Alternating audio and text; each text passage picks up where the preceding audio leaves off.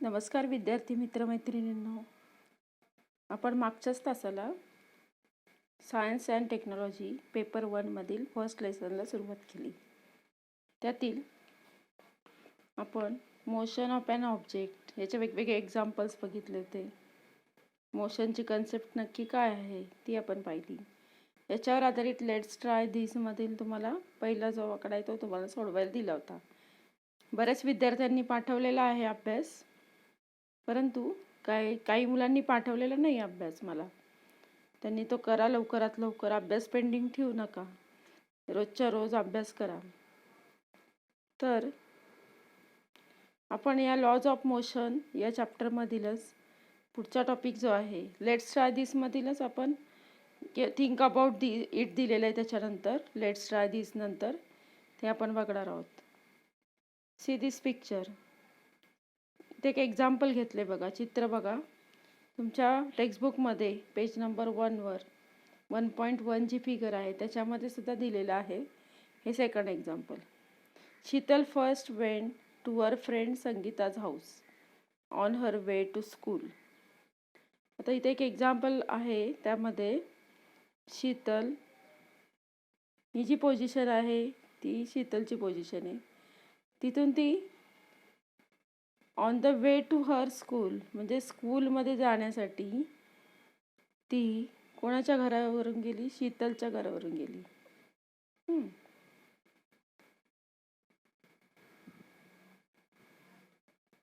Prashant went straight from home to school. आता हे आहे शीतल आणि प्रशांतचा हाऊस जे आहे.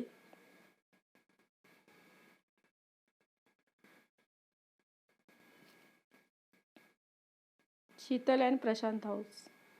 आणि प्रशांत जो आहे तो कसा गेला?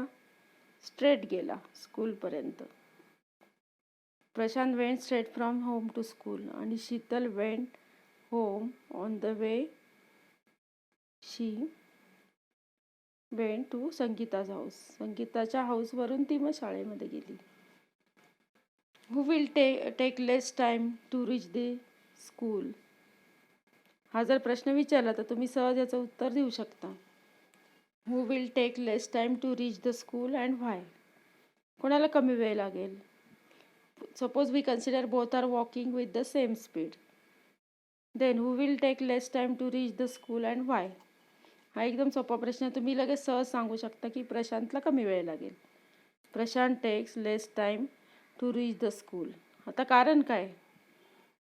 in this example, is there difference between the actual distance and the distance travel? What is it or what is that? If we consider actual distance is nothing but the distance in the straight line. म्हणजे प्रशांतने जे distance cover केलेलं आहे एवढं straight गेला तो. हे जे ते ॲक्च्युअल डिस्टन्स. ॲक्च्युअल डिस्टन्स जर आपण घेतलं लक्षात तर स्ट्रेट डिस्टन्सच लक्षात घेतलं जातं. म्हणजेच distance is the length of the actual path travelled by an object in motion while going from one point to another. परत बघा, distance is the length of the actual path travelled by an object in motion while going from one point to another. ही झाली डिस्टन्सची definition. म्हणजे straight लाईनमधलं distance एका पॉईंटपासून दुसऱ्या पॉईंटपर्यंत जाण्यासाठी जे ट्रॅव्हल केलं जातं, कव्हर केलं जातं, त्याला डिस्टन्स असं आपण म्हणतो. मराठीमध्ये त्याला आपण अंतर असं म्हणतो. ओके. आता आपल्याला डिस्टन्सच्या बरोबर अजून एक आपल्याला कन्सेप्ट लक्षात घ्यायचा, तो म्हणजे डिस्प्लेसमेंट.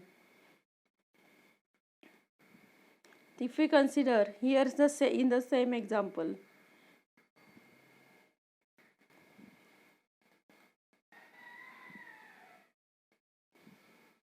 आता ही डेफिनेशन दिली बघा. Distance is length of the actual path travel by an object in motion where displacement is the minimum distance.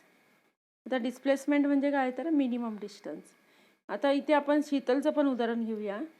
Sheetal first went to Sangeeta's house, then she went to school. आता इथे suppose distance between Sheetal's and Sangeeta's house is 500 meter, and distance between Sangeeta's house and school is 12,000 meter. 500 plus 12,000, that is 17,000. 1200 अधिक 500 1700 येणार metre. म्हणजे 1700,000 is total distance covered by Sheetal. And what is distance covered by Prashant? Straight distance, that is only 13,000 meter. Means this straight distance is 13,000 meter, and this is also distance which is covered by Sheetal or traveled by Sheetal, that is 1700 meter. Then which distance or which is displacement? इथे displacement कोणतं? The where displacement is nothing but minimum distance between the starting and finishing point. आता याच एक्झाम्पलमध्ये आपण starting point कोणता आहे, तर हे शीतल्स और Prashant house, this is starting point and finishing point is school. Therefore what is displacement? Displacement is the minimum distance. This is minimum distance. If we join two points in straightly or by line, then the straight distance is nothing but minimum distance. कमीत कमी अंतर आहे. That is between the starting point and the finishing point. म्हणजे हे जे minimum distance आहे 13,000 meter, this is displacement. इथे displacement आपण याला म्हणणार. But the distance traveled by or covered by Sheetal, that is 500 plus 1200.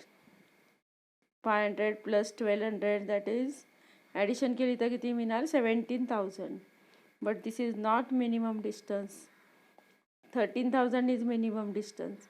Therefore this is displacement and this is distance. Okay. हे ज्या दोन डेफिनेशन आहे पेज नंबर 2 वर दिलेलं आहे तुम्हाला, ते तुम्ही बघायचं आहे. नंतर होमवर्क आहे तो तुम्ही कव्हर करायचा त्याच्यावरून. Now we consider another example. Every morning Swarali walks round the edge of a circular field having radius of 100 meter. As shown in this figure, if she starts from the point A and take one round, how much distance has she walked and what is her displacement? आता हा question तुम्हाला solve करायचा आहे. बघा परत.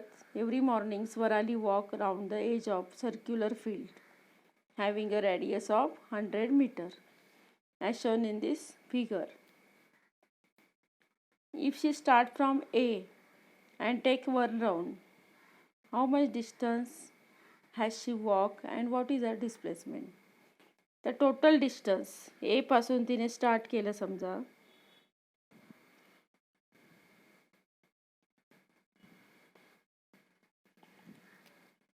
ए पासून start केलं आणि पुन्हा ती एक राऊंड मारलं म्हणजे ए पर्यंत आलेली. मग हे जे डिस्टन्स आहे हे डिस्टन्स म्हणजे काय? सर्कम्फरन्सच आहे. कसलं सर्कम्फरन्स आहे? सर्कलचा सर्कम्फरन्स. हे पूर्ण जे एक राऊंड म्हणजे सर्कम्फरन्स एवढं डिस्टन्स कव्हर होणार आहे. सर्कम्फरन्सचा फॉर्म्युला आपल्याला माहिती आहे, 2πr. मग यामध्ये आर जो दिला आहे तो आहे 100 मीटर. पायची व्हॅल्यू समजा 3.14 आपण टाकली. 3.14 इंटू 2 इंटू 100. 3.14 इंटू 100 जर केलं तर 3014 मिळणार. 3014 इंटू 2 जर केलं तर आपल्याला हे डिस्टन्स मिळणार. हे तुम्ही काढायचं आहे. आता हे झालं पहिलं, परंतु आपल्याला डिस्प्लेसमेंट विचारलं. हे झालं डिस्टन्स. हे 2πr नुसार जे काढायचं ते म्हणजे डिस्टन्स झालं. आता आपल्याला डिस्प्लेसमेंट काय आहे? तर displacement is nothing but the straight distance और minimum distance from the starting point and finishing point. But here starting point is A and she covers the circular path and again she went or reached at same point. Therefore finishing point is also same. Therefore displacement is here 0. जे starting आणि finishing point same असल्यामुळे त्यांच्यामध्ये कोणतंही अंतर नाही आहे, त्या same पॉईंटला आलेली ती, त्यामुळे डिस्प्लेसमेंट 0 असणार इथे, हे आधी लक्षात घ्या. आणि डिस्प्लेसमेंटची जी डेफिनेशन आत्ता आपण बघितली त्यावरून आपल्याला हे सहज लक्षात येणार आहे.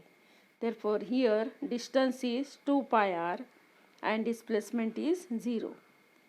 Okay. Now we take another second example. Use your brain power असं हे जे पेज नंबर 2 वर दिलंय त्यातलं ते फर्स्ट एक्झाम्पल आधी होतं स्वरालीचं, आणि आता सेकंड एक्झाम्पल एक कारचं दिले बघा. If a car starting from point P, figure बघा व्यवस्थित. If a car starting from point P goes to point Q and then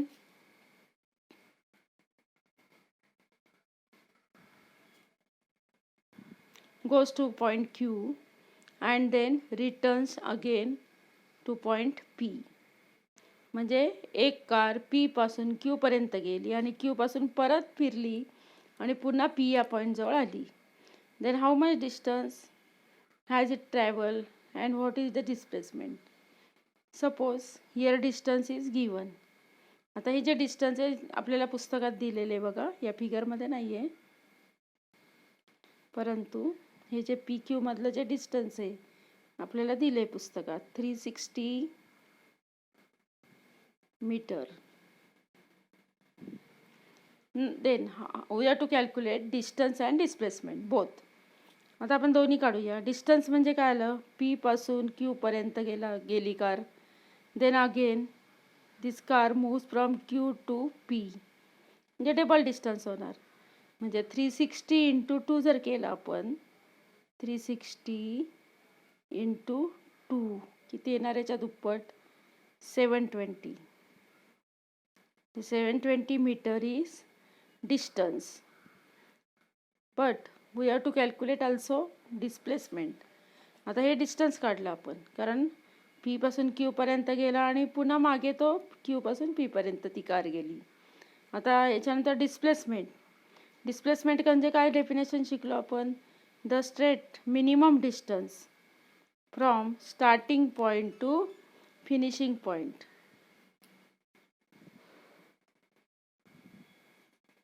ठीक आहे, स्टार्टिंग पॉईंट इथे जो आहे तो कोणता आहे, P. Starting point to finishing point. आता फिनिशिंग पॉईंट पण Pच असणार, कारण काय, the car goes from point P to Q and again goes from point Q to P. Means starting point is P and also finishing point is P, म्हणजे same. Therefore here displacement is here also 0, म्हणजे इथे सुद्धा displacement काय आलंय 0. म्हणजेच use your brain power जे आहे त्यामध्ये दोन्ही उदाहरणामध्ये आपल्याला लक्षात येईल आपण डिस्टन्स काढलेले आहे परंतु डिस्प्लेसमेंट दोन्हीकडे 0 आहे. त्यावर we can say even if the displacement of an object is 0.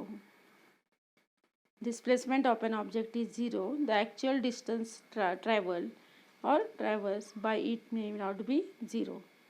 म्हणजे जरी त्यांचं डिस्प्लेसमेंट 0 असलं, त्याच पॉईंटपासून त्याच पॉईंटपर्यंत येत असेल तरी त्यांचं डिस्टन्स हे 0 नसतं. डिस्प्लेसमेंट 0 असेल तरी डिस्टन्स 0 नसतं. हे एक महत्त्वाचं आपण या उदाहरणावरून लक्षात घेऊ शकतो. Then we have to see another concept in this chapter, speed and velocity. We have to consider firstly what are vectors and scalars. Vectors म्हणजे काय, स्केलर्स म्हणजे काय. कॅन यू रिकॉल मध्ये इथे आपल्याला 2 क्वेश्चन दिले पेज नंबर 2 वर, ते नीट ऐका तुम्ही, मी सांगते ते, तर त्याच्यावरून लक्षात येईल. Vectors means the quantity which can be expressed with magnitude and direction both. Vectors are quantities which can be expressed with both magnitude and direction. म्हणजे मॅग्निट्यूड आणि डायरेक्शन दोघांची गरज कशाला असते, वेक्टर्सला, ज्याला आपण सदिश राशी असं मराठीत म्हणतो. And scalars. Scalars means what, scalars We can express scalar quantity only by magnitude. They don't need direction. फक्त मॅग्नेट्यूडने एक्सप्रेस होणारी क्वांटिटी म्हणजे स्केलर्स आणि त्यासाठी डायरेक्शनची गरज नसते. आता उदाहरण इथे दिले वेक्टर स्केलर. आता इथे एक एक्झाम्पल कारचंच घेतलेलं आहे.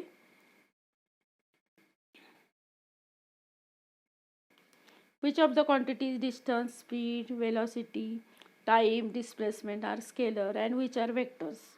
आता ह्याच्या दिलेला आहे. हा सेकंड क्वेश्चन आहे कॅन यू रिकॉल मधला.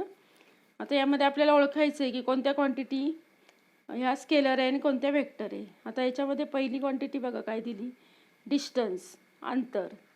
Distance we only need magnitude not direction, therefore distance is scalar quantity. स्पीडचा फॉर्म्युला आहे total distance travel upon time. Distance is scalar, time is also scalar, therefore speed will be scalar quantity. But velocity is equal to displacement upon time. Displacement is vector quantity. नीट ऐका, displacement is vector quantity. Therefore, velocity is also vector quantity. Time आणि displacement म्हणजे वेगवेगळ्या quantity दिलेल्याच आहे, परंतु यामध्ये लक्षात येईल डिस्प्लेसमेंटवरच velocity अवलंबून आहे आणि स्पीड जो आहे तो डिस्टन्सवर अवलंबून आहे. म्हणजे डिस्टन्स, स्पीड ह्या ज्या दोन्ही आहेत त्या scalar quantity. Velocity, displacement vector quantity. Time म्हणजे वेळ, कालावधी व्यक्त करायला काही दिशेची गरज नसते, डायरेक्शनची गरज नसते, त्यामुळे time is a scalar quantity. बरोबर. आता याच्यावरून आपण स्पीडचा फॉर्म्युला लक्षात घेऊया. Speed is the total distance travel upon time covered. Speed is depending upon distance. थोडक्यात असं लक्षात ठेवू शकतो, speed equal to distance upon time. Okay. If we consider another example,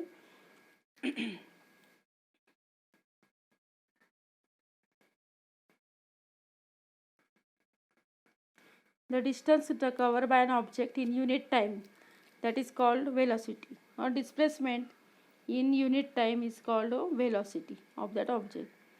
Here unit time can be 1 second, 1 minute, 1 hour. Unit म्हटल्यावर 1 लक्षात ठेवायचं. If large units are used, 1 year can also be used as a unit of time. The displacement that occurs in unit time is called velocity. पुन्हा बघा, displacement that occurs in unit time. एका unit टाईममध्ये म्हणजे unit time म्हणजे 1 सेकंदामध्ये, 1 मिनिटमध्ये, 1 आवरमध्ये, किंवा अजून आपण वाढू शकतो हे युनिट. समजा 1 सेकंद घेतलं, एका सेकंदामध्ये किती डिस्प्लेसमेंट झाले ते, ती जी क्वांटिटी किंवा ती जी संख्या दर्शवते ती म्हणजे velocity. Therefore formula for velocity will be displacement upon time. Therefore आता युनिट आपल्याला बघायचं आहे स्पीड आणि वेलोसिटीचं. Speed depends upon distance, velocity depends upon displacement. But SI unit of both quantity or unit of both quantity in SI and CGS system, both systems are same because distance we measured in meter in SI system and distance measured in centimeter in CGS system. Therefore, if we consider the formula velocity equal to displacement upon time, what is unit of displacement? SI unit of displacement.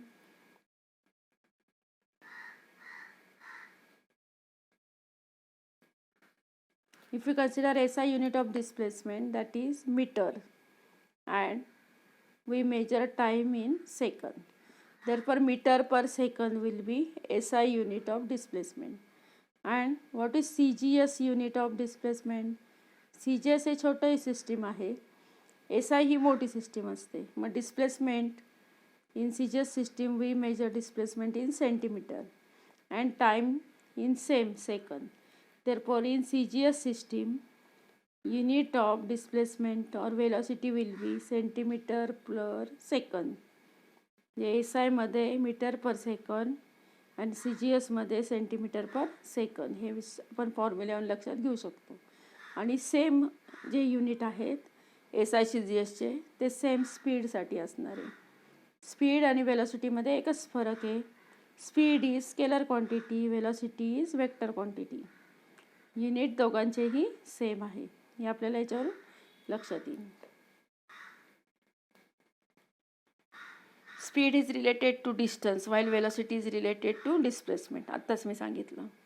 If motion is in a long straight line, the values of speed and velocity are same. एका straight लाईनमध्येच motion असेल तर जी velocity असते तोच का असतो, speed असतो, तेव्हा बदलत नाही. पण डायरेक्शन महत्त्वाची, otherwise they can be different.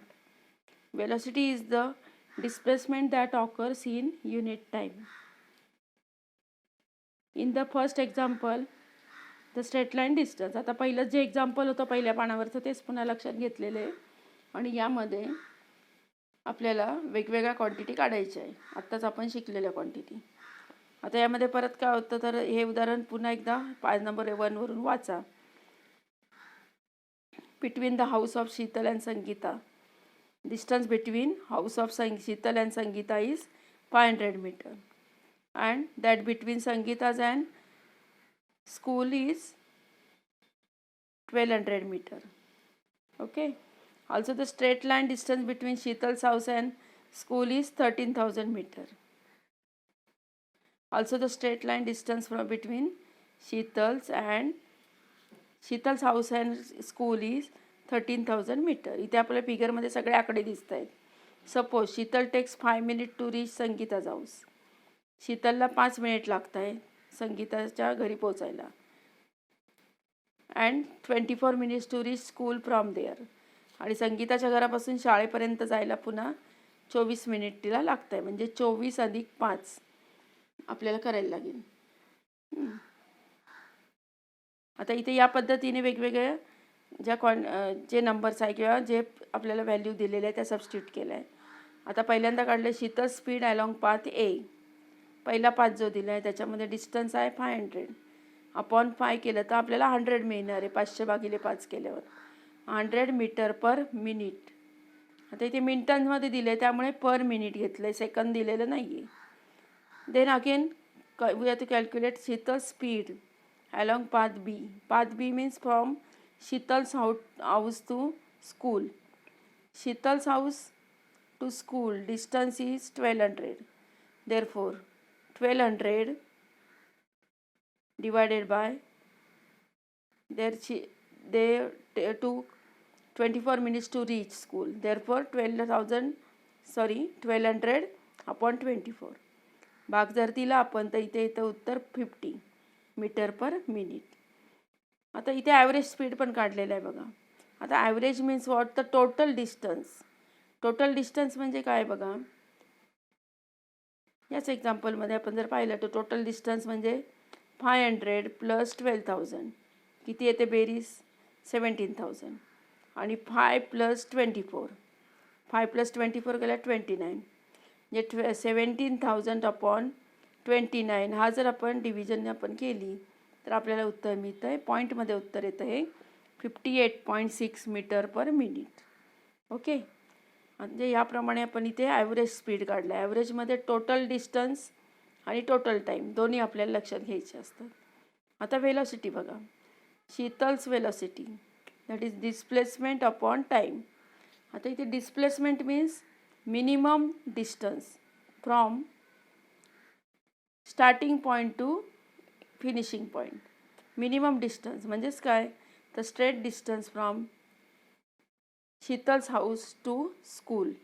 तर ते डिस्टन्स आपल्याला दिलं आहे किती 13,000. आणि इथे पण पोहोचायला किती मिनटं लागले 29. आपल्याला तेच टाईम तोच कन्सिडर करायचा आहे. फक्त आपल्याला काय काढायची वेलॉसिटी. आता 13,000 आपण 29 केले तर आपल्याला मिळतं 44.83 मीटर पर मिनिट. ओके. म्हणजे इथे आपल्याला लक्षात येईल बघा स्पीड किती आला आहे 58.6 आणि वेलॉसिटी आली आहे 44.83. पुन्हा आपण बघूया. Speed 58.6 and velocity is 44.83. Always velocity is less than that of the speed. Velocity ही नेहमी लहान असते, हे आधी लक्षात तुम्हाला येणं गरजेचं आहे. Okay, in this way we have studied 2 new concept. आधी आपण 2 पाहिलेच होते, पण आत्ता आपण स्पीड आणि वेलॉसिटी हे 2 नवीन कन्सेप्ट बघितलेले आहे. तर आजचा टॉपिक इथे संपूया आपण. याच्यावर आधारित होमवर्क देते मी. We have to read page number 2 and 3 of text book. Reading खूप महत्त्वाचं आहे. होमवर्कमध्ये रीडिंग हे दिलं जातं, ते रेग्युलरली करा, खरं सांगायला नको आहे. टेक्स्टबुकचं रीडिंग, लेसन रीडिंग खूप इम्पॉर्टंट आहे. हे तर वाचायचंच आहे, परंतु सॉल्वमध्ये तुम्हाला can you recall page number 2वरचे जे आहे ते सोडवायचे. इथे मी एक लिहायला विसरलेले, फक्त मी तोंडी सांगते, ते लक्षात घ्या. व्हिडिओ नीट ऐकतातच आहात तुम्ही. Use your brain power page number 2 ते पण सोडवायचे आहे. आणि तुम्हाला 4 डेफिनेशन लिहून काढायचे आहे. 4 डेफिनेशन कोणत्या? डिस्टन्स, डिस्प्लेसमेंट, स्पीड आणि वेलॉसिटी. एवढा अभ्यास असणार आहे. यामध्ये लिहिलेला नाही असा एकच आहे अभ्यास, तो म्हणजे पेज नंबर 2चा यूज युअर ब्रेन पॉवर. हा सुद्धा तुम्हाला सोडवायचा आहे. आता मी जे व्हिडिओ आता जो आहे तो तुम्ही रिपीट करा हवं तर. तो ऐका, जोपर्यंत समजत नाही तोपर्यंत ऐका. पुस्तक समोर ठेवा किंवा PDF समोर ठेवा पुस्तकाची, पुस्तक जर नसेल तर, आणि त्याप्रमाणे तुम्ही समजून घ्या. ओके, मग याप्रमाणे तुम्ही हा अभ्यास पूर्ण करायचा आहे आणि वेळच्या वेळी तो पाठवायचा आहे. रोजचा अभ्यास रोज करा. ओके, आजचा तास आपण इथे संपूया. धन्यवाद.